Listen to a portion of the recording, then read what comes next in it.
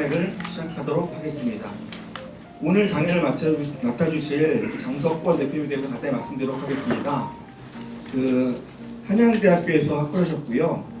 유니버시티 오브 미네소타에서 철골 구조로 석사를 하셨고, 리하이 유니버시티에서 박사를 받으셨습니다. 주요 경력상으로는요, 제가 이게 잠시 뜸을 들인 이유는 우리 대표님이 제가 사회 맡은 이후로 처음으로 이렇게 영문으로 다 주셔가지고요. 좀 신경 써서 보느라고 약간 힘이 났다는 부분 이해해 주시기 바랍니다. 일단 첫 번째로는 저희 월드 트레이드 센터 프리덤 타워 관련된 구조 컨설팅을 해주셨었고요. 또 저희 잘 알고 있는 롯데월드 타워, 그리고 현재 진행 중에 있는 현대 글로벌 비즈니스 센터의 구조 관련된 컨설팅을 하고 계십니다. 더 자세한 내용은 아마 대표님이 직접 말씀해 주실 거라고 보고 있고요. 오늘은 코리안 컨스트럭션 엔지니어링 인더스트리 해가지고 현재와 미래라는 주제를 가지고 저희 장석권 대표님께서 좋은 발표를 해주실 예정입니다. 그러면 오늘 발표해 주실 장석권 대표님을 큰 박수로 맞이하도록 하겠습니다. 큰 박수 부탁드립니다.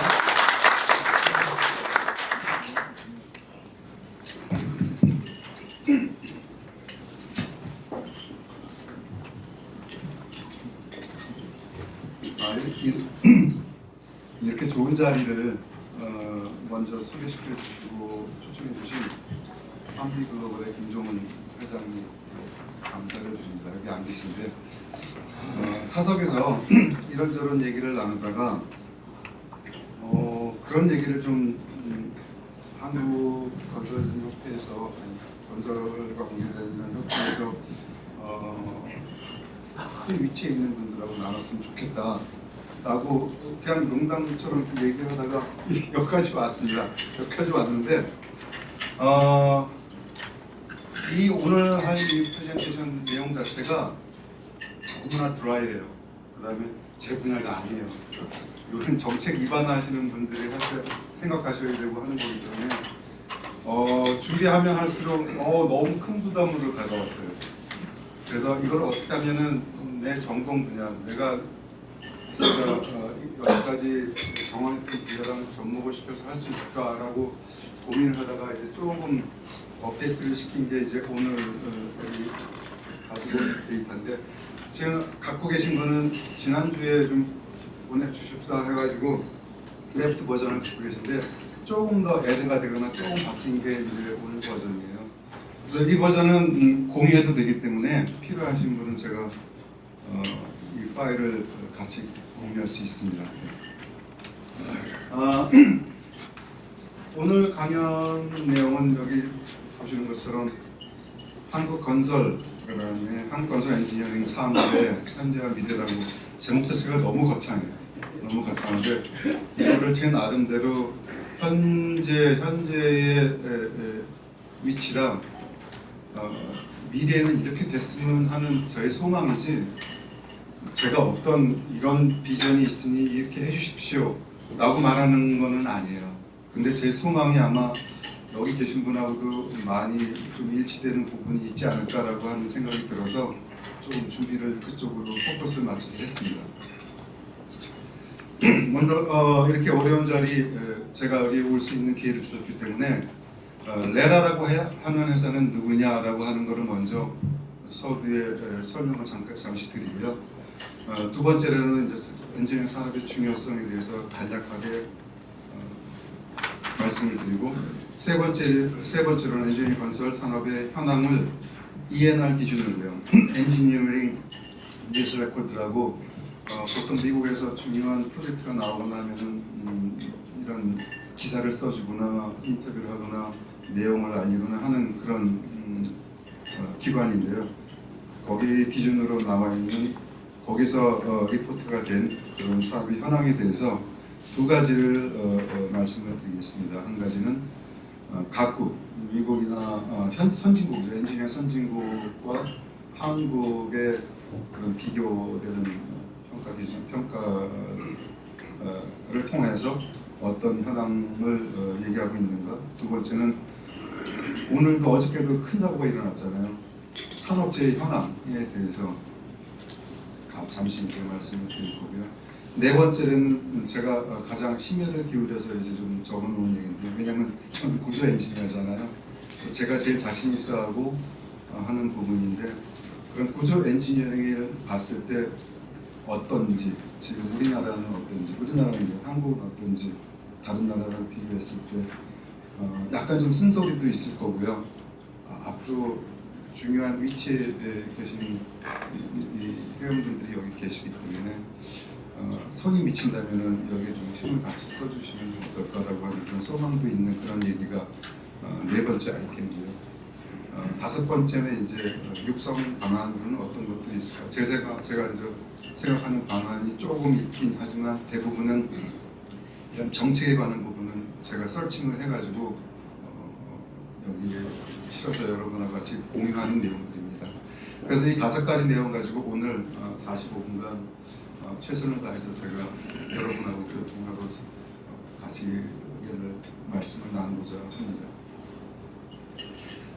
레라라고 있고요. 저희 회사는 한 100년 정도 됐습니다. 설립한 지한 100년 정도 됐고요. 구조만 전문으로 하는 그런 회사입니다. 현재는 한 엔지니어가 한 160명 정도 되고요. 세계 각 나라에 다 합해서 6 오피스가 있습니다. 헤드쿼터는 미국의 맨하튼의 월스트리트의 트럼프 타워에 있고요. 그래서 뉴욕에 있는 오피스가 헤드쿼터고요. 두 번째 지사가 뭄바이, 세 번째가 샹하이, 네 번째가 홍콩의 지사를 돕고, 다섯 번째가 제가 지사를 서울의 성수동에 서울숲에 2020년도에 오픈했습니다. 그 다음에 올해 여섯 번째 오피스가 자이프라고 하는 인도에 오늘 설립을 했고요. 오픈을 했고요. 그래서 밑에 있는 그림을 보시면 대표적인 작품입니다. 뉴욕에 있는 그 월드 트레이드 센터죠. 지금은 여기 보시면은 이게 프리덤 타워 1, 2, 3, 4, 그다음 조그만 게 7인데 지금 공사가 다 끝난 거는 1번, 3번, 4번, 7번은 공사가 완공이 됐고요. 두 번째로 높은 타워 2는 티난트가 결정이 안 됐어요. 그래서 아직은 공사가 안 되고 디자인은 끝났은 상태입니다. 저는 이 타워 1을 한 5년 정도 컨설팅 하는데 그 이유는 여기 보시면 그 호스트 두 군데 사이트가 보이죠. 이게 트윈 타워가 무너진 자리입니다. 전 세계에서 거의 처음으로 저희가 하이라이즈 빌딩을 디자인한 게 이 트윈 타워였는데요. 아쉽게도 이제 무너졌죠. 그 무너지는 그 시뮬레이션을 또 저희가 해봤는데요. 어저께 무너진 거랑 거의 비슷해요. 어저께 무너진 거는 도트모에서 무너진 거는 다리죠. 이거는 빌딩이지만 예상하지 못한 그런 디자인 로드예요. 디자인 로드라고는 생각할 수 없는 로딩이 왔기 때문에 무너진 건데 아킬레스건을 건드린 거죠. 어저께 그 브릿지는 교각을 건드리는 포스로 디자인하지 않거든요. 그러니까 아킬레스건을 건을 떨어뜨리니까 이 브릿지가 거의 뭐 종이짝처럼 프로그레스 콜랩스처럼 이렇게 무너진 거고, 트윈 타워도 항공기가 들어와서 그 많은 연료를 터뜨리니까 모든 철골 빌딩이었거든요. 그냥 프로그레스 콜랩스처럼 쭉 무너졌는데 그래도 디자인이 잘 됐다라고 하는 평가를 받았어요. 60년대에 디자인된 게 2000년도에 디자인을 착업했는데도 코드 갖고 디자인했는데도 완벽하게 다 패스를 하는 정도 잘 됐다라고 하는 그런 건 했는데 너무 아쉽죠. 아들 같은, 저희들도 빌딩을 디자인하는 아들 같고 딸 같고 그렇거든요. 그게 무너져서 아쉬웠는데 그 옆에 이거를 한 5년 동안 하면서도 그런 아쉬움들을 많이 가졌던 그런 프로젝트고요. 두 번째 뭄바이에 지금 이거는 노다라고 하는 빌딩인데요. 126층짜리예요. 이게 킹, 그다음에 퀸, 프린스라고 하는데 공항이 옆에 있어가지고 고도 제한에 걸렸어요. 롯데 잠실처럼요. 그래서 결국은 전부 다 126층짜리가 76층짜리로 다 변경돼서 디자인됐는데 이게 공사가 됐으면 세계에서 제일 높은 아파트죠. 레지던셜 타워가 될 뻔했는데 안 됐습니다. 세 번째 샹하이에서는 파이낸셜 타워죠. 월드 파이낸셜 타워인데 시공 완료된 시점에서는 중국에서 가장 높은 빌딩이었고 101층짜리고요. 492m죠. 네 번째로 홍콩의 지금은 뱅크 오브 차이나라고 되게 상징적인 빌딩이죠. IMP가 디자인했고 그다음에 이 공사가 완료된 시점에서 홍콩에서 제일 높은 빌딩이었고요. 그다음에 잘 아시면 롯데 잠실 타워고요. 555m에 123층이죠. 제가 한 부분은 이 횡력 저항 시스템에 아우리고 벨트 시스템이 들어있는데 그거를 제가 하이 스트렝스 스틸 포스코 제품 가지고 제작하고 집어넣은 그런 빌딩입니다. 그다음 자이프로가는 6번째 오피스는 올해 해서 아직 아주 상징적인 그런 빌딩은 아직 나오지 않은 상태고요. 그래서 5개 프로젝트를 간단하게 알려드릴게요. 간단하게만 저희는 하이라이즈만 하는 거 아니고 모든 거를 다 하는데 60년대 그 트윈타워부터 시작해서 IFC, ICC, 그 다음에 월드 파이낸스 센터, 베트남에 있는 바이투스콜랜드가 수주한 그 파이낸셜 센터인데 시공 당시 베트남에서 가장 높은 빌딩입니다. 그다음에 롯데 이거는 도쿄 2045라고 해가지고 컨셉 디자인을 저희한테 맡긴 건데 높이는 1마일입니다. 그러니까 한 1600m 정도 높이죠. 그래서 미국이 재해를 많이 봤잖아요. 점점 낮아지고 그 다음에 쓰나미로 엄청난 피해를 봤잖아요. 그런 재해가 오고 왔을 때 살아남는 그런 방법은 뭐가 있을까? 버티컬 시티를 만들자라고 하는 개념에서 우리가 컨셉 디자인을 한 거예요. 그래서 1.6km의 높이의 시티죠. 하나의 시티. 그 다음에 올해 완공된 거죠. 삼성물산이 시공을 완료했는데요. PMB 118이라고 118층에 686m인가 세계에서 두 번째로 높은 빌딩입니다. 그 다음에 GDC US 스틸에서부터 시작해서 쭉 롯데 부산은 저희가 리뷰만 했고요. 파워포, 프리덤 타워 이건 낙디 타워라고 1km 디자인인데 디자인은 완료됐는데 두바이의 클라이언트들은 원유가에 따라서 재정이 풍부했다가 늦었다 하잖아요. 디자인이 끝난 재정이 갑자기 안 좋아서 일단 홀딩 언제 시공이 될지는 모르지만 이건 낙켓타운은 1km 빌딩입니다.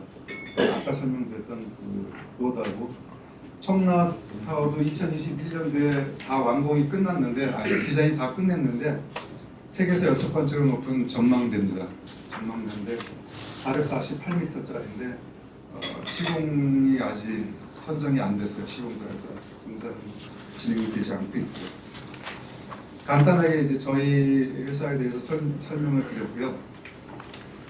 오늘 주제 첫 번째 주제로서 이제 엔지니어링 산업의 중요성, 왜 엔지니어링 산업이 중요한지에 대해서 말씀을 간단하게 드리면은 모든 지식이 집약돼 있는 산업이라고 보고 있습니다. 꼭 다른 말로 말하면 선진국이 지향하는 산업이에요. 그래서 선진 산업이라고 말을 하는데요. 여기 나와 있는 것처럼 상당히 고부가가치의 산업이고요. 시공은 건설이잖아요. 건설하고 엔지니어링이 같이 가야 되는데 건설 분야만 빼고 나머지 모두 그러니까 기획부터 시작해서 프로젝트 관리, 기본 설계, 상세 설계, 감리뿐만 아니라 유지 보수까지도 1년의 총체적인 것을 담당하는 서비스를 제공하는 게 엔지니어링 산업이라고 보고 있고요. 그래서 가장 중요한 그런 포션을 가지고 있음에도 불구하고 전체적인 그 매출이 건설에 비해서는 많이 낮아요. 그래서 좀 저평가되고 있지 않나라고 저는 생각하고 있고요. 두 번째로 고부가 가치가 있는 것 동시에 고용 유발 효과가 상당히 있습니다. 다시 말씀드리면 100억 원 정도의 프로젝트 머니라면 거기에 한 14명 정도라고 그래요. 우리가 보통 롯데 잠실만 해도 3조가 넘었잖아요. 여기 만약에 1조 원의 공사라고 하면은 우리가 유발할 수 있는 고용인원은 14,000명이에요. 4조짜리 공사라면은 GBC라든가 롯데 잠실 같은 급의 공사거든요. 그러면 4, 16이니까 56,000명의 고용 유발을 가질 수 있는 그런 빅 프로젝트죠. 그래서 상당히 국가 경제에도 이바지할 수 있는 고용 유발을 효과를 기대할 수 있는 분야가 엔지니어링 분야다라고 판단하고 제조대 거의 3배 이상이죠. 성공률 이게 가장 저는 중요하다고 보는데 건설 분야는 저희들의 엔지니어들의 그 서포트를 받는 그런 분야예요. 그래서 엔지니어링이 총사업비보다는 총사업비에 비해서는 상당히 낮지만 가격하고 품질을 좌우지우지한다. 이 말은 무슨 말이냐면은 저희가 지금 플랜트도 버지니아 제가 지금 하고 있는 게 있는데 레아나에서 파트너가 여러 명이 있는데 그 중에 저만 플랜트를 해요. 저만 플랜트를 하는데 혼다 자동차를 예를 들어서 저희가 리뷰를 봤더니 그 시스템을 그대로 쓰고 제가 팀을 갖고 있는데 한국에 팀을 갖고 있는데 미국하고 같이 팀을 갖고 있는데 밸류 엔지니어 했더니 한 10%, 15% 재료가 다운이 돼요. 근데 시스템을 좀 바꿔서 오케이 제가 컨셉트 맞는다고 생각하고 한 거 시스템을 바꿔보자. 플랜트 간단하잖아요. 시스템을 바꿔서 전체 그 처벌량을 그래서 25% 주는 거예요. 그래서 여기 말하는 전체 가격이라고 하는 의미는 디자인을 시스템을 어떻게 잡느냐가 되게 중요한 거예요. 저희는 그 코스트 에스티메이트를 하지 않습니다. 코스트 에스티메이트는 전문 기관이 있기 때문에 하는데 우리가 디자인한 하이라이즈 빌딩 중에서 어떤 빌딩, 많은 빌딩들을 저희가 물량 쪽으로만 이렇게 계산을 해보는데 보통 밸류 엔지니어링을 해봤을 경우에 이런 슈퍼 하이라이즈 빌딩 같은 경우 보니까 거의 자재가 한 100억에서 한 200억 정도 세이브되는 건 쉽게 되더라고요. 현대건설하고 스리랑카에 프로젝트 하나 수행한 게 있는데 현대건설에서 저한테 뭐라고 요구했냐면 100억 세이브 해주세요. 이렇게 말을 하는 거예요. 포르투갈 엔지니어가 디자인을 했는데 빌딩 하나를 보는 거예요. 빌딩 6개 중에서 하나를 맡아서 보는데 도면을 봤더니 너무 어마어마하게 디자인이 되어 있는 거예요. 그래서 계산기를 안 두들겨 봤지만 이렇게 보고 가능합니다 라고 해서 철골을 다 뺐어요. 철골을 다 빼고 그 다음에 코어월에 그 두꺼운 코어월에 레인포스먼트가 어마어마하게 들어가 있는 거예요. 스틸처럼. 그래서 그 필요한 양을 봤더니 25%에서 35%만 넣어도 충분한 거예요. 그랬더니 원설계자가 중간치를 넣어서 다시 만들었더라고요. 한 50% 제가 제안한 거라. 그래서 뺀 걸 보니까 한 100억이 넘었죠. 그런 거를 말하는 겁니다. 가격, 품질. 품질은 재료를 많이 썼다고 품질이 좋은 게 아니에요. 적당한 합리적인 양을 쓰는 게 중요한 거예요. 그러면 가격은 자동으로 따라와요. 물량이 준다라고 말하는 거는 뭐랑 비례하냐면 공사 기간하고 비례해요. 그래서 그런 거는 엔지니어링을 담당하는 분들이 해줘야 돼요. 저는 건물 여기 많은 분들이 토목 분야에도 많이 계시잖아요. 그런 거는 엔지니어가 감당하는 거예요. 그래서 되게 중요한 위치에 계신 분들이 여러분이라는 거 아시면 되겠고요. 세 번째로 엔지니어 건설 산업의 현황에 대해서 말씀을 드리면 선진국들은 엔지니어 시장을 장악하고 있습니다. 그러면 우리나라는 어느 정도의 위치에 있느냐를 나중에 좀 말씀드리겠는데 미국, 영국, 호주, 캐나다, 네덜란드 특히 네덜란드 같은 경우는 넘버 1이죠. 이런 선진국들이 엔지니어링 시장의 3분의 1을 차지하고 있다고 하더라고요. 노다지 같은 그런 큰 시장을 엔지니어링 아까 보셨듯이 잠깐 설명했듯이 고부가가치 분야거든요. 거기 3분의 1을 이런 선진국들이 다 가지고 있어요. 과거 7, 80년대에는 60년대부터 따지고 보면 60년대에는 미국의 엔지니어들이 들어왔잖아요. 한국 재건시키기 위해서. 그 사람들이 어떤 사람들이 많이 들어왔냐면 PE 라이센스를 갖고 있는 사람들이 많이 들어왔어요.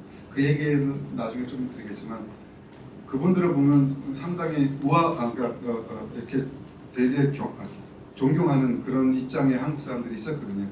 왜냐면 진짜 지금도 선진국 미국의 엔지니어 산업이 선진국의 거의 최고 공에 다다르고 있는데 60년대 70년대 어땠겠어요? 우리나라가 한참 개발을 시작하려고 하는 시점이었어요. 그러니까 엔지니어 산업의 기술자에 대해서 진짜 리스펙트가 있었는데 이런 7, 80년대, 60년대, 7, 80년대 지나고 나서 현재 2000년대에 와서 저희 산업 분야가 되게 많이 발전을 했는데 대우는 그렇게 받지 못하고 있어요. 엔지니어에 있는 부분 저희들이요. 그게 아쉬운 거예요. 그래서 그 임금이 그런 대접을 제대로 받지 못하기 때문에 무관심을 유발합니다. 그래서 우리 넥스트 제너레이션 애들이 젊은 친구들이 전공을 안 하려고 그래요. 그게 너무나 큰 문제예요. 여기 계신 분들도 저보다 연배가 높으신 분들, 나으신 분도 있는데 80대 초에 이제 공부를 했습니다. 그때만 해도 건축공학이라고 하는 분야는 공학에서 전자산업하고 거의 탑1을 왔다 갔다 하는 그런 산업이었어요. 우리나라 근데 한참 우리가 건설 산업을 통해서 경제를 부흥해야 되는 시기였기 때문에 그렇게 됐는데 지금은 아닌가? 지금도 맞아요. 건설 산업이 여러분 세계 경제를 보면은 IMF가 몇 번 왔는데 미국에서도 2번이 왔잖아요. 전체 글로벌 산업이 망가지는데 가장 최종적으로 망가지는 게 뭐니? 건설 산업이에요. 건설 산업이 망가지면 전 세계의 경제가 마름에 있다라고 보시면 돼요. 그럼 뭐가 가장 먼저 일어나는지 아세요? 건설업이, 엔지니어 산업이 먼저 일어나요. 그래서 저희는 알 수 있어요. 산업 전체 글로벌 산업이 무너졌구나, 아니면 시작하구나. 그걸 가장 몸소 깨달아 느낄 수 있는 게 저희 분야거든요. 왜냐하면 오피스의 그 렌탈 비율이 완전히 달라져요. 완전히 오피스에 지금 작년에 뉴욕의 오피스 렌탈 비율이 얼마였냐면, 그러니까 공신률이죠. 25%, 30%예요. 어마어마한 양. 그러면은 이거 왔구나, 침체기가 왔구나 했는데 바이든 정부에서 돈을 엄청나게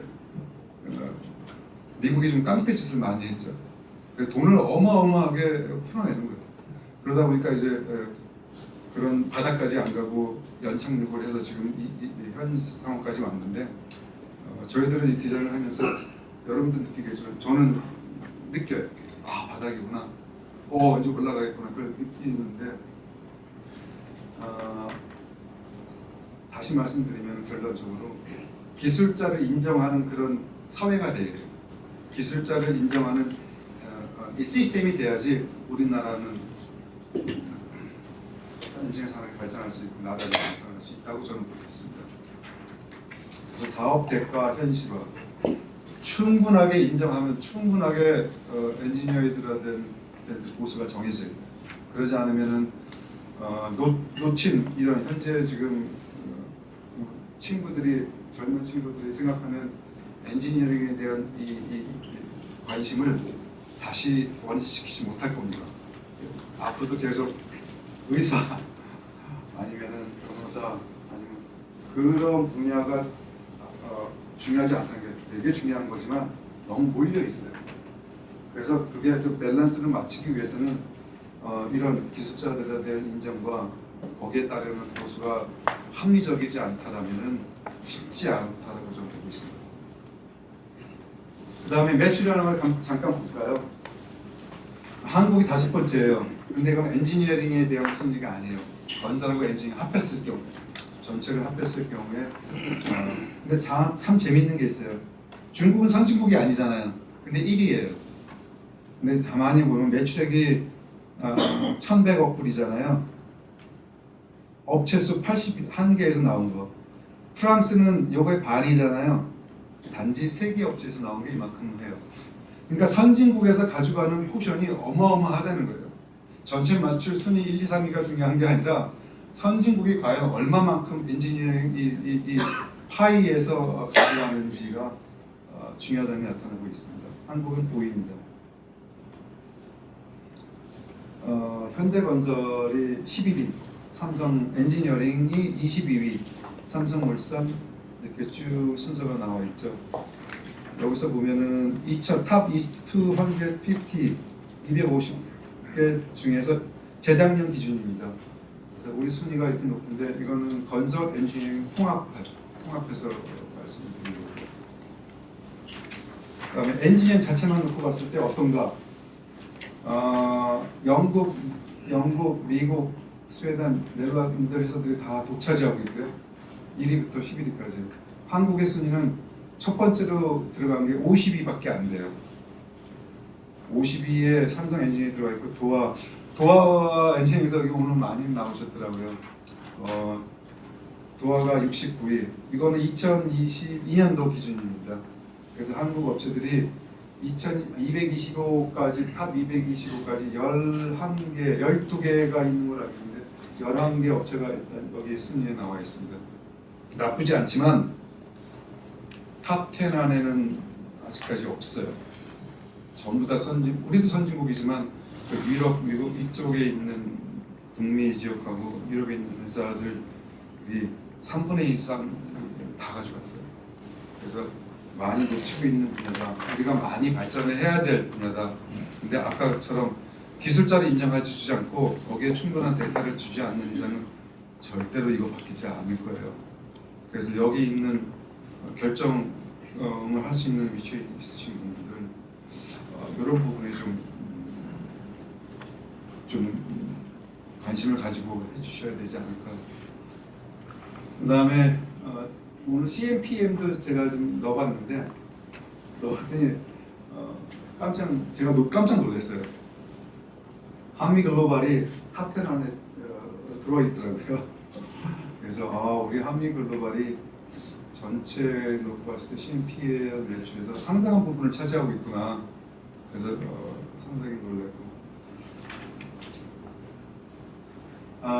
이제 두 번째로 해당 중에서 이제 산업재해, 어떻게든 일을 맡으시지만 산업재해가 건설업, 엔지니어링 이쪽 분야에서 어느 정도 차지하고 있는지를 조사해 보니까 전체 산업재해 중에서 건설에서 일어나는 게 50%가 넘어요. 그래서 우리 2021년도인가요? 2022년도 1월에 뭐가 발의되고 통과되냐면 중대재해처벌법이 발생됐잖아요. 그게 왜 나왔는지 꼭 그것만이 해결할 수 있는 방법인지 그거에 대해서 잠깐 말씀을 드릴게요. 먼저 전체적인 그 하나만 보면은 건설업이 50%가 넘다라고 하는 거예요. 사망자도 50%가 넘었습니다. 그래서 이거는 2023년도 6월 말 기준으로 봤을 때 발생 건수가 145에 사망자가 147 이렇게 됩니다. 그다음에 금액별로 그런 발생되는 빈도수가 어떤가를 찾아봤더니 소규모 공사 1억, 20억 미만 되는 공사가 되게 많이 발생했어요. 그다음에 점점 줄는데 갑자기 100억에서 800억 사이에 일반적인 공사 급이잖아요. 거기서 갑자기 또 퍽 튀었어요. 제 생각이에요. 제 생각인데 왜냐하면 1억이나 20억 미만은 버짓이 충분하지 않구나. 그러니까 안전이나 이런 데에 많은 돈을 프로젝트 머니에서 할애하지 않았다. 그 다음에 여기서 갑자기 튀는 뭐냐 그러면 800억까지도 중급 되는데 제 생각인데 이런 급의 공사는 상당히 많은 주종을 이루는 공사이기 때문에 통계상으로 상대적으로 표본 개수가 많으니까 많이 나올 수밖에 없잖아요. 제 생각입니다. 많이 생각해봤거든요. 왜 이렇게 떴을까라고 생각하니까 그런 이유가 아닐까 제 나름대로 생각해봅니다. 그래서 1억 미만, 20억 미만의 그다음에 이 100억에서 이 800억 이 세 개가 차지하는 부분이 60%가 넘어요.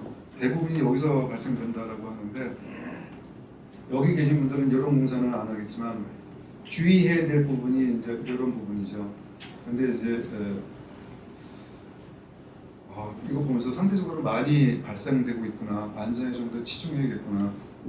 참 아이러니한 게 뭐냐면은 전 세계의 현장이 이제 저희들이 맡고 있는 건데요. 5대륙, 6대륙 한 50개 나라에서 저희가 일을 하고 있는데요. 예를 들어서 인도 시장을 놓고 보면은 저희의 네트워크를 커넥션을 갖고 있는 게 디벨로퍼들이에요. 디벨로퍼들인데 한 3-4개 제가 저희랑 직접적인 연관을 갖고 있어서 1년에 하루에서 한 19개 정도 프로젝트를 딴 적이 있어요. 거기 디벨로퍼들이 뭐라고 그러냐면 한국 회사 좀 소개시켜달라. 5개만 소개시켜줘요. 중국 컨트랙터는 쓰고 싶지 않다. 그래가지고 연락이 와서 제가 소개시켜주는 회사가 탑 5를 소개시켜줬거든요. 현대, 삼성, 롯데, 포스코, 그다음에 대우였나? 그러니까 탑 5를 소개시켜줬는데 삼성이 이제 가져가서 공사를 아까 이 빌딩 있었잖아요. 그러니까 그거를 삼성이 맡아서 했는데 외국에서 우리 시공회사의 생각하는 레퓨테이션이 어느 정도 된다고 생각하십니까? 어마어마해요. 어마어마해요. 제가 소개시켜준 나라만 인도랑 말레이시아도 그래요. 말레이시아도 소개시켜 5개에서 소개시켜달라고. 근데 안타까운 게 있어요. 우리나라에 있는 시공사 회사들끼리 싸워요. 저는 우리나라 회사를 5개를 소개시켜주면서 공정한 경쟁을 해서 따기를 바라거든요. 근데 저가 경쟁이에요. 그러면 따도 손해예요. 저희한테 이메일이 오는 거예요. 삼성이 2개를 땄는데 말레이시아에 우리가 하나를 해줌으로 인해서 말레이시아에서 저한테 페트로스 타워 옆에 있는 하이라이즈 5개 현장이 전부 다 저희가 했어요. 두 번째 공사는 연락이 오는데 이 공사 금액 갖고 할 수 있겠냐라고 연락이 와요. 그 정도로 치열하게 싸워요. 이런 거 자제해야 돼요. 우리 회사, 우리나라 회사들이 외국에서 경쟁할 때 자제해, 공정한 경쟁을 해야 되지. 그래야 서로 윈윈할 수 있어요. 그것만 하고 안 하실 거 아니잖아요. 그래서 그런 부분이 좀 있었다는 거 잠시 말씀을 드렸고요. 그럼 건설업에서 어떤 게 가장 많이 있나라고 유형별로 보니까 50%가 60%가 이 세 가지예요. 가장 먼저 100%에 40%, 10개 중에 4건은 뭐냐면 떨어지는 거예요. 안전망만 잘 했어도 관리만 했어도 떨어지는 거는 막을 수 있잖아요. 두 번째, 이것도 떨어지는 거랑 다르지가 않아요. 왜냐면 떨어지는 걸 막지 못했기 때문에 거기에 맞아서 제어를 입는 거예요. 그게 50%가 넘어요. 내가 스스로 떨어지는 거랑 떨어지는 거에 맞아서 제어를 받는 거. 그래서 이런 부분 시공 제너럴 컨트랙터들, 시공 디벨로퍼 회사들은 좀 유의 깊게 봐야 되는 사항이 아닌가. 어디에 더 치중해서, 그러니까 떨어지는 것만 방지해도 50%는 줄일 수 있는 거예요. 그런 내용들. 그다음에 이제 네 번째 아이템으로 우리나라 구조 엔지니어링 현주소는 무엇인가라고 하는 부분에 대해서 제가 느낀 부분을 좀 적을게요. 말씀을 드릴게요. 건축공학하고 건축 설계에 대한 학제는 어떻게 되어 있는지부터 시작해서 쭉 이제 말씀을 드리겠는데, 먼저 건축공학 건축 설계 학제는 지금 보면 바람직하다고 봐요. 저는 80년대 90년대 초만 하더라도 건축공학하고 건축설계가 단일 전공제였어요. 그래서 저는 계열로 들어가서 건축공학을 전공했어도 건축설계도 할 수 있었고요. 건축설계를 해도 시공도 갈 수도 있었고 구조 갈 수도 있었어요. 근데 이런 제도가 1990년대부터 전국적으로 분리되면서 2002년도 이후에 분리가 됐어요. 건축공학하고 건축학과랑. 그 이유는 99년대 UIA에서 국제 건축가 연맹이라는 데서 건축사 자격에 대해서 이런 지침을 줬는데 요거를 따르고 분리를 시키는 이유가 이거고요. 그래서 이렇게 전공 과정이 두 가지로 분리가 된 겁니다. 이건 잘 됐다고 보고 있고요.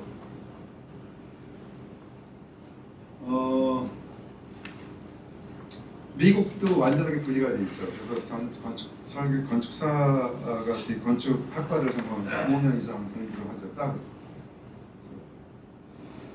그 다음에 상관관계를 한번 보면은 여기 5가지 쓴 게 전부 다 부정적인 내용만 적혀 있잖아요. 이 부정적인 내용이 왜 나왔다고 생각하시냐면은 시스템이 잘못됐기 때문이에요.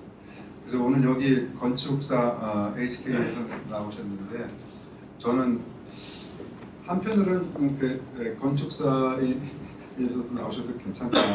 근데 좀 듣기는 좀 아까 인사하면서 듣기는 약간 거북한 내용이 있을 수도 있다. 왜냐면 이건 시스템적인 잘못된 거에 대한 얘기를 할 거기 때문에 그래서 좀 그 점을 감안하셔서 설계 쪽에 좀 연관이 있으신 분 감안해서 들으시면 좋겠습니다.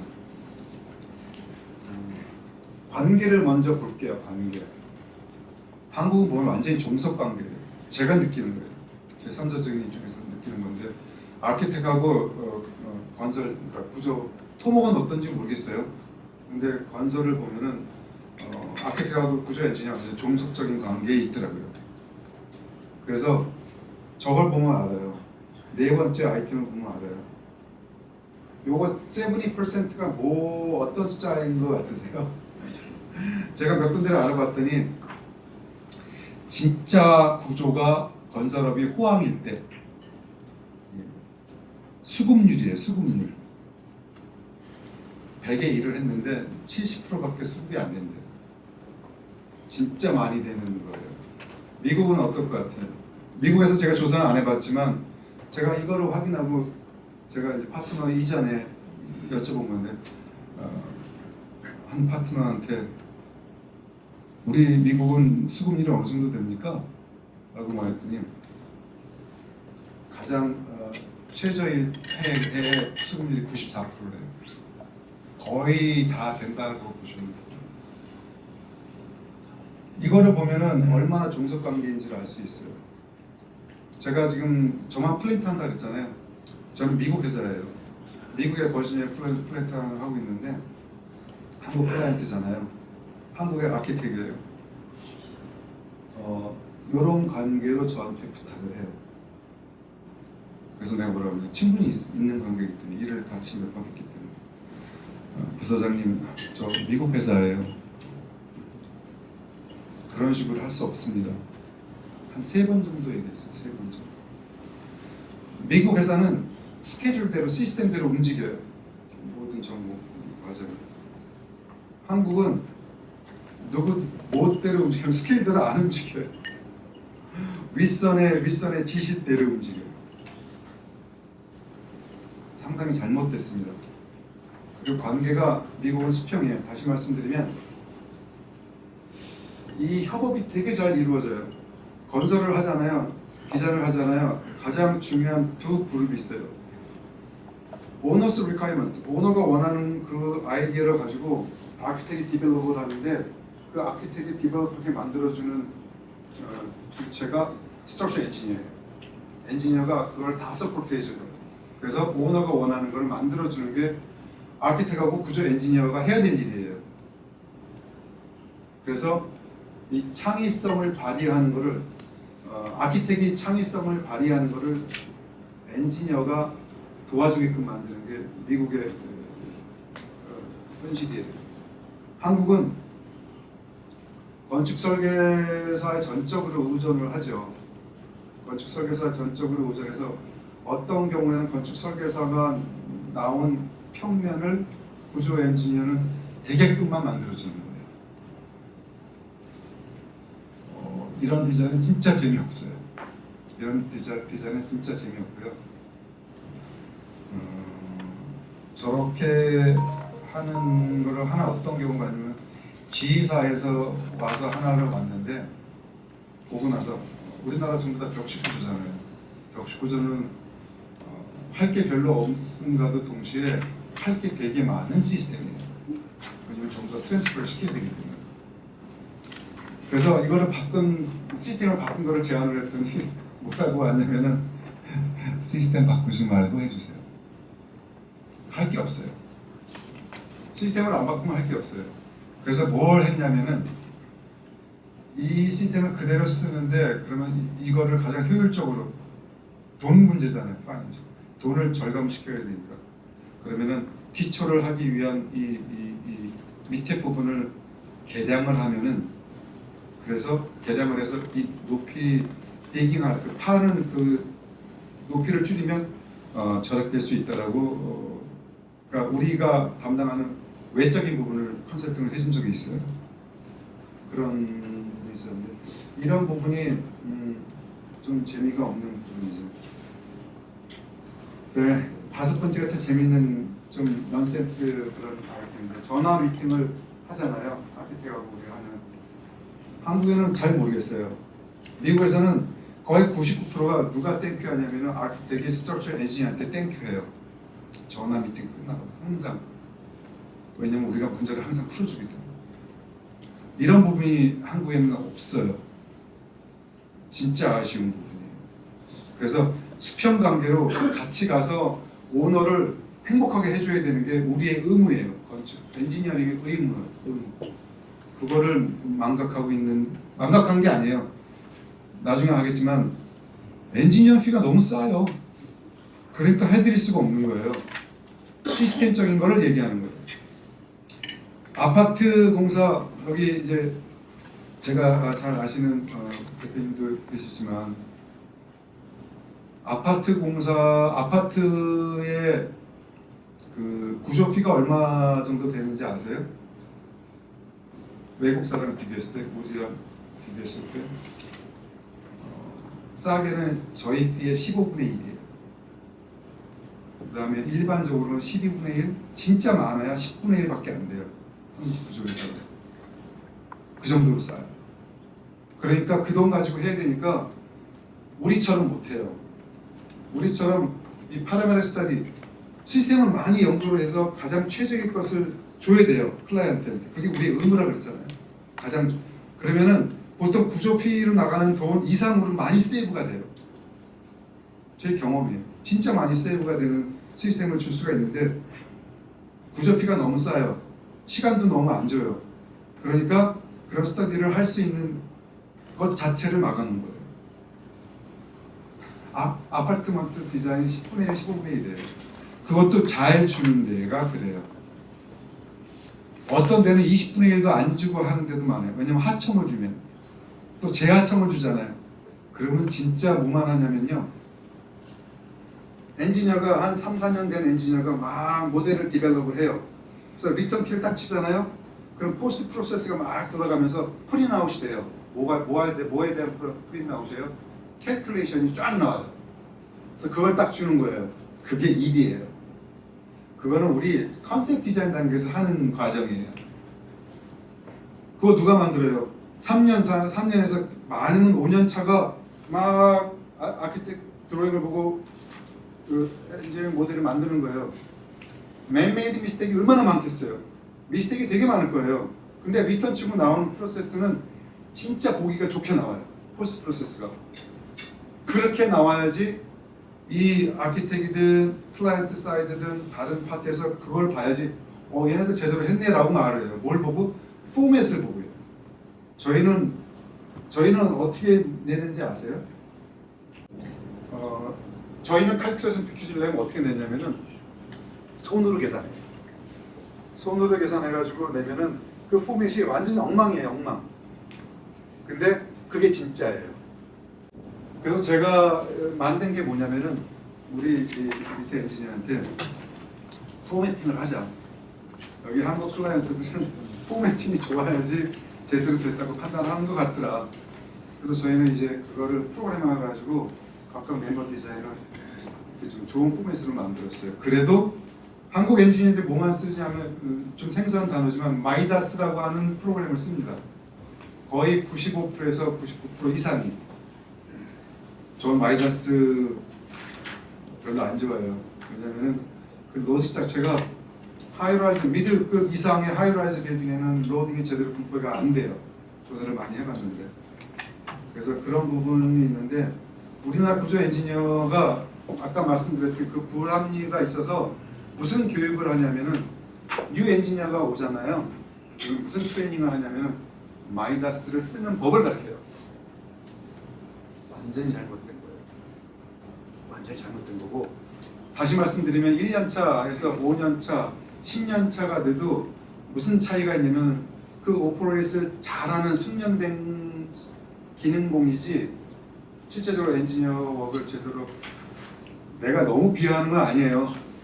그렇게 안 하는 회사도 많죠. 많은데 많길 바래요. 근데 그게 일반적인 거예요. 제가 보니까 일반적인. 왜요? 그 사람들이 못해서요? 아니에요. 아까 말했던 그 첫 번째 이유예요. 인정을 안 해줘요. 기술자를 인정을 안 해주고 제대로 된 대가를 지불을 안 해줘요. 하나 우스갯소리가 있어요. 우스갯소리. 아파트에 한 5천억 되는 공사를 딱 보고 평당 단가를 보면은 정확하게는 모르지만은 아파트를 지면 평당 단가가 한 2천만 원 되나요? 20만 원, 30만 원 되나요? 지방마다 다르겠지만 아파트 평가 한 30평짜리가 한 3천만 원이라고 볼게요. 요새 여기 강남은 평당 억 단위로 가잖아요. 5천만 원이라고 쳐요. 평당 5천만 원. 근데 50평 계산하기 쉽게. 그러면은 한 평당 100만 원인가요? 한 평당 100만 원이에요. 공사하는데 부조비가 얼마 될 것 같아요? 한 평이면 3.3 스퀘어 피시죠. 평당 100만 원 들여서 아파트가 짓는데 한 평을 100만 원 들여서 짓는데 과연 부조비는 얼마일까? 한 평당 많이 주는 데가 2,500원이에요. 100만 원인데 2,500원이요. 많이 주는 데가. 안 주는 데는 하청에 지하청 들어가서 1,000원도 못 받아요. 제가 대학원 시절에 아르바이트를 했거든요. 구조회사에서 아르바이트를 했는데 거의 몇 년 전인가요? 거의 40년, 35년 넘었죠. 그때 500원 받았어요. 500원. 평당 500원. 지금 1,000원 정도 할 거예요. 1,000원. 무슨 말이냐면 말도 안 되는 가격이라는 거예요. 지금 진짜 잘 주는 데가 2,500원 주고 와 진짜 많이 준다라고 하는 회사예요. 다행히 여기 잘하시는 제가 좀 거기는 많이 주는데 속해요. 많이 주는데 그래도 얼마예요? 2,500원. 100만 원짜리 짓는 평당 100만 원짜리 아파트를 짓는데 부조비가 왜 중요하다고 그랬어요? 아파트를 정말 경제적으로 질 수 있는 것을 제공해주는 엔지니어링이 구조 엔지니어예요. 근데 100만 원짜리를 짓는데 1,000원 단위로 주는 거예요. 1,000원 단위로.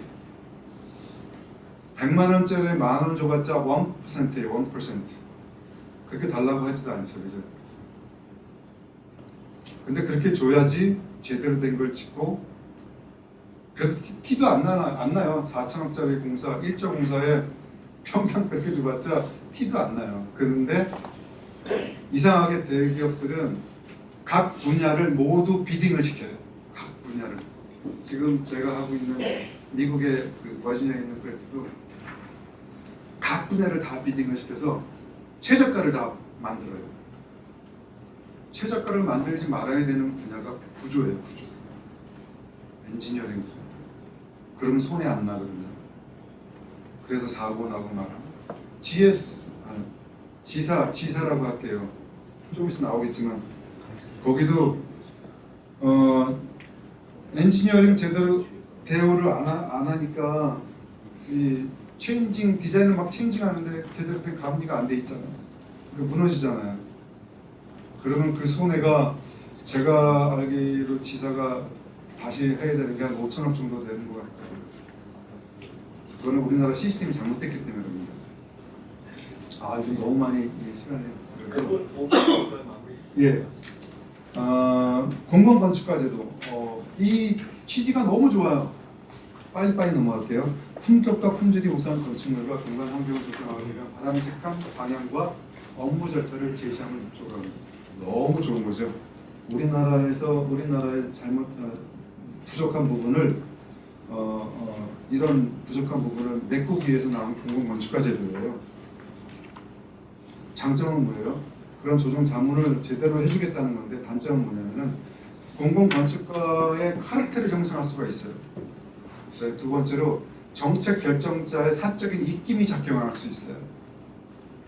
그다음에 설계의 가장 중요한 건 다양성인데 그러면 건축 설계가 창의성을 발휘하고 디자인할 수 있게 만들어줘야 되는데 그런 거를 공공건축가위원들 협회에서의 성향과 친향으로 인해서 바뀌어서 침해받을 수가 있어요. 이런 부분은 조심해야 돼요. 이거는 아시는 분도 있겠지만은 원설계 아니에요. 원설계 아닌데 이게 공공건축가 시장님께서 이렇게 하지 마라 라고 하고 공공건축가의 안을 얘네가 승인하면은 그거대로 디자인을 억세트하고 시공하면은 어프로브를 해줄게. 나온 안이 이 안이에요. 너무 황당하지 않아요? 이게 과연 이거를 디자인한 건축 설계에 그 아이디어가 반영된 공공건축가의 제안 아닐까요? 아니잖아요. 이런 것들이 이런 이 제도가 돼 있어요. 다는 아니겠죠. 그래서 이런 거 감리제도 100%예요. 감리제도 100%는 뭐냐면 구조 엔지니어가 감리해야 돼요. 저희는 월트레스 하나 할 때 저희가 감리를 다 했어요.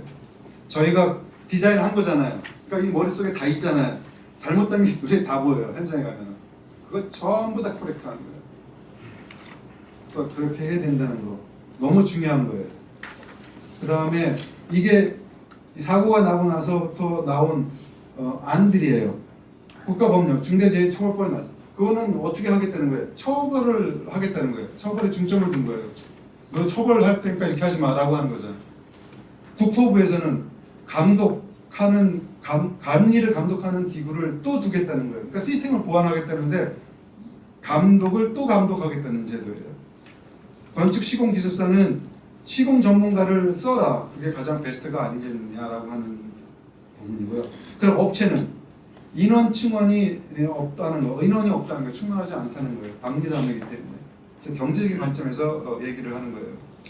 저의 관점은, 미국에서 보는 관점은 원구조 엔지니어가 아니더라도 최소한 구조 엔지니어가 감리를 하면 이런 일은 안 일어나요. 왜냐면 구조 엔지니어는 그 빌딩을 디자인 안 했어도 아킬레스건이 어디인지는 알아요. 구조 엔지니어 자질이 있다면. 그리고 구조 엔지니어 감리는 아무나 할 수 있는 게 아니에요.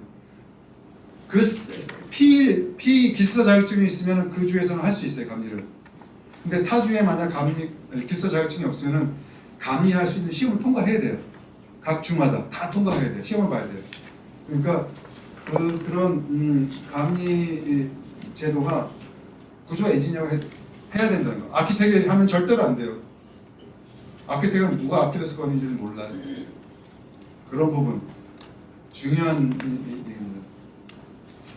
그 다음에 5분이라고 그랬죠.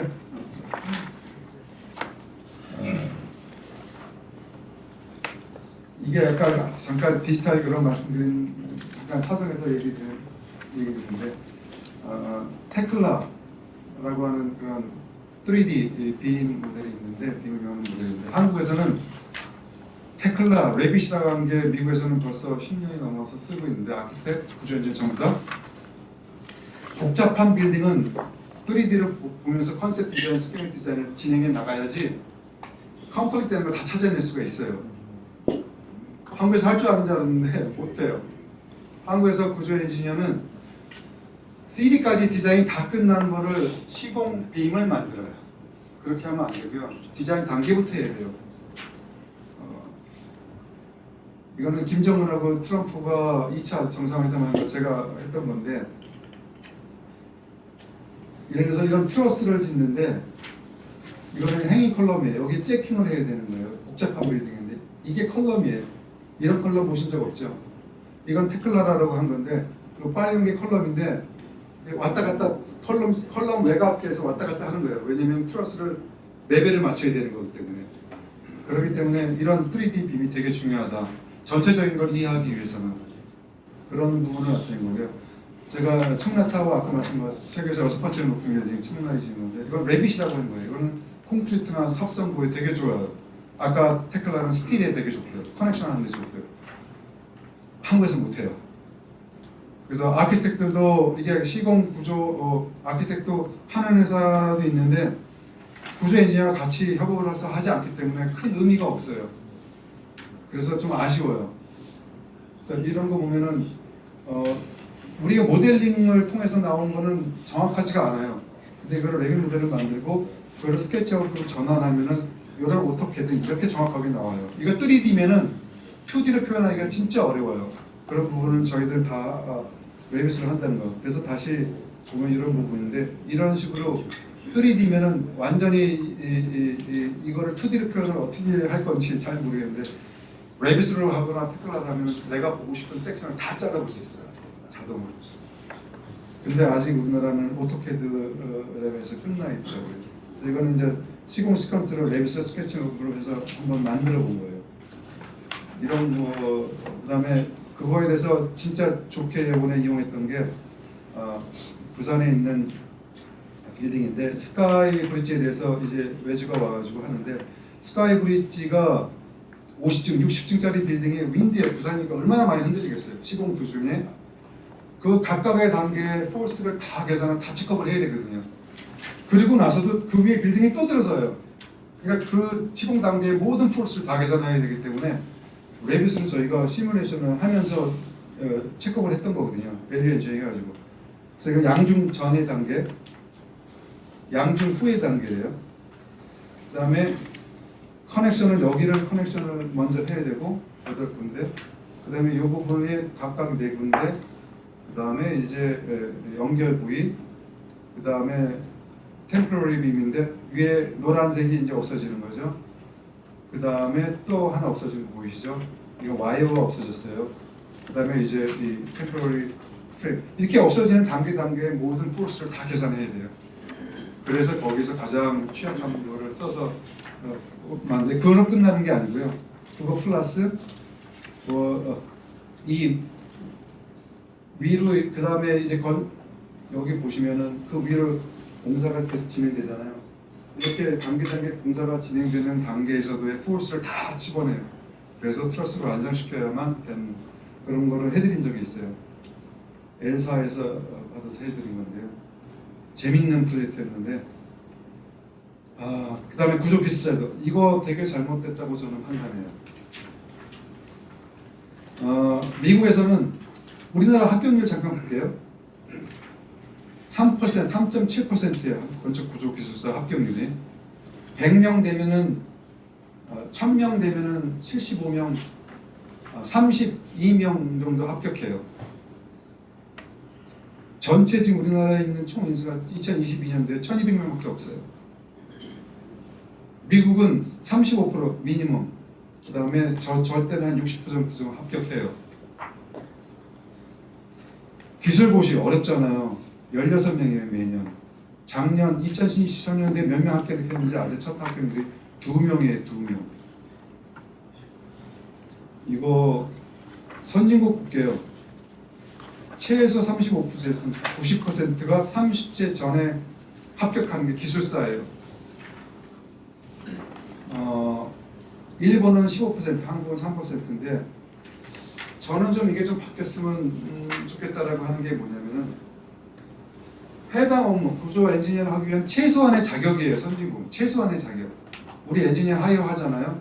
그럼 3년 정도 업무를 하다 보면 최고도에 달해요. 그리고 오픈북인데 이제 작년부터 바뀌어서 클로즈북인데 그 친구들한테 말해요. 기술사 따라.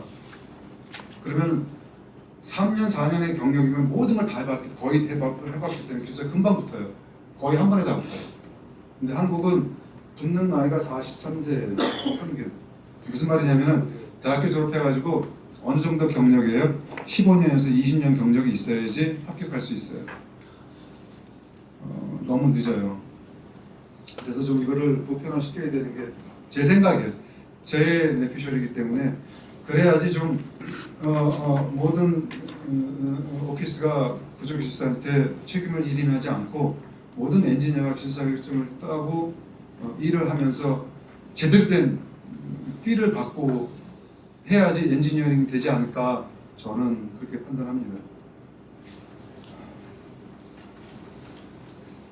아까 말한 내용이에요. 구조 감리 이런 것도 전부 다 구조 기술사가 해야 된다는 얘기. 마지막 결론입니다.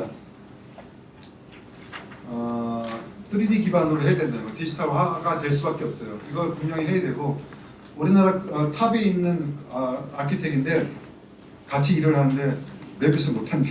나 깜짝 놀랐는데 그런 거 하셔야 되고 설계 기술 개발하셔야 되고요. 그 다음에 기술력 중심으로 경쟁이 돼야지 저가 경쟁을 하면 절대로 안 됩니다. 엔지니어링 자체가 자기 밥그릇을 줄이는 거예요. 저가 경쟁을 하지 않아야지 구조 엔지니어링 피도 제대로 줄 수 있어요. 그러니까 저가 경쟁부터 시작돼서 시스템이 잘못되어 있는 거예요. 그 다음에 지급 관행도 바꿔야 돼요. 왜냐하면 추가 엔지니어링 체인지가 되잖아요. 디자인 체인지 되면 체인징 피를 내야 돼요. 미국은 100%예요. 한국은 가불관계예요. 그러니까 공짜로 해줄 수밖에 없어요. 이러면 안 돼요. 그 다음에 소프트웨어도 마찬가지고 이런 부분 더 있는데 이 정도만 돼도 제가 말씀드리고 싶은 걸 다 말씀드린 것 같아요. 그래서 여기 계신 분들은 진짜 중요한 위치에 있는 분들이잖아요. 시스템을 바꿔야 돼요. 그 시스템 먼저 저가 경쟁하면 안 돼요.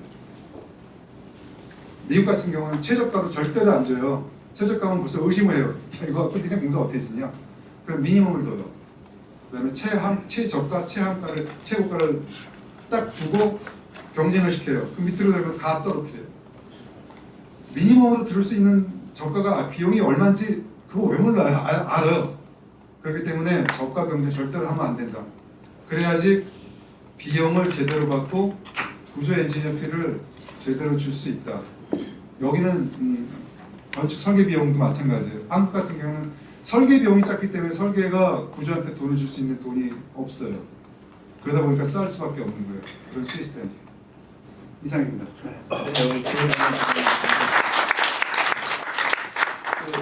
질문 있으면 한 분 정도만 질문받도록 하겠습니다. 예, 시간이 되어서 그런가요? 아 죄송합니다. 너무 길게 해가지고 하고 싶은 얘기가 너무. 아 예. 아니 이거는 이제 네. 엔지니어링 차원이 아니고 그냥 비즈니스 차원에서 아까 그 보니까 그 인도의 뭄바이도 있고 뭄바이 자이프. 자이프 네. 그래서 인도에 많이 뭐 진출을 하시고 하는 것 같은데 네, 많이 있습니다. 예 저희가 볼 때는 인도가 이제 시장의 이제 디벨로퍼들이 신뢰성이 많이 떨어져서 특히 페이먼트라든가 이런 거가 제대로 이루어지지 않고 있는데 레라 같은 경우는 그 사람들을 상당히 믿고서 많이 뭐 하시는 것 같은데 그 부분에 대해서 인도를 어떻게 봐야 되는지. 인도 시장은 예. 지금 중국 시장이 망가졌잖아요. 인도랑 가장 경쟁을 많이 하는 나라가 인도예요. 인도 시장은 어마어마해요. 지금 우리 이 파트너들이 여러 명이 있는데 인도 프로젝트나 인도를 담당하는 사람은 인도 사람이 가장 최적이잖아요. 이분이 인도를 거의 다 대부분 담당하는데 시장이 되게 넓고요. 그 대신에 인도 시장이 쉽지는 않아요. 저희 같은 경우는 이 인도 사정이 카스트 제도의 가장 상위급이에요. 되게 높아요. 디벨로퍼들이 다 친구예요. 그래서 프로젝트가 되게 많아서 피도 제대로 받고 일을 하는데 체인지 모드가 되게 많아요. 그래서 만약에 한국 업체들이 TMC이든 아니면 시공업체들이 인도 시장을 가잖아요. 손해 볼 수 있는 확률이 좀 커요. 그래서 작전을 잘 짜야 돼요. 체인지 모드가 되게 많아요. 그래서 그런 부분을 생각하고 하셔야 되는데 삼성 같은 경우는 어떻게 했냐면은 지금은 안 계시지만 아마 부서장님이 계셨을 때 그분은 되게 어그레시브하게 공격을 했어요. 그래서 저는 포스코랑 최종 경쟁을 하고 있었는데 저는 포스코를 밀고 있었는데 공짜로 해줬어요. 언더그라운드 스트럭처.